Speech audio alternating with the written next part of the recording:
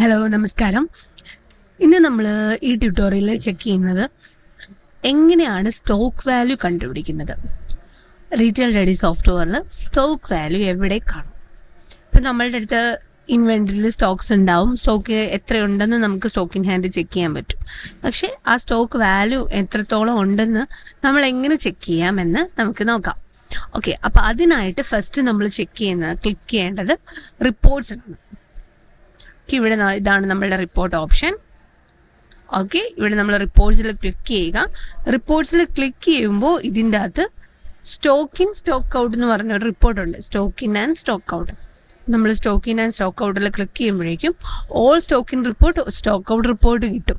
പിന്നെ നമുക്ക് supplier wise stock in stock ഔട്ടും അറിയാൻ പറ്റും. അപ്പോൾ ഓൾ സ്റ്റോക്ക് ഇൻ റിപ്പോർട്ട് നിങ്ങൾ സെലക്ട് ചെയ്യുവാണെങ്കിൽ ഇതിൻ്റെ അകത്ത് ഇപ്പോൾ നിങ്ങളുടെ ഇൻവെൻറ്ററിയിൽ എത്രത്തോളം സ്റ്റോക്ക് ഉണ്ട്, അതിൻ്റെ പർച്ചേസ് വാല്യൂ എത്രയുണ്ട്, സെയിൽ വാല്യൂ എത്രയാണെന്നുള്ളത് നിങ്ങൾക്കിവിടെ കാണാൻ പറ്റും.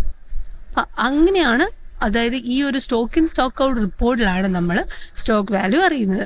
ഇനി ഒരു പർട്ടിക്കുലർ സപ്ലയർ നെയിം വെച്ചിട്ട് നിങ്ങൾക്ക് സ്റ്റോക്ക് ഇൻ റിപ്പോർട്ട് അറിയണമെന്നുണ്ടെങ്കിൽ അതും നമുക്ക് അവൈലബിൾ ആണ്. അപ്പോൾ ആ സപ്ലയറിന് എത്ര സ്റ്റോക്ക് നമ്മുടെ കയ്യിലുണ്ടെന്നുള്ളത് സ്റ്റോക്ക് ഇൻ സ്റ്റോക്ക് ഔട്ടിൽ അറിയാൻ പറ്റും.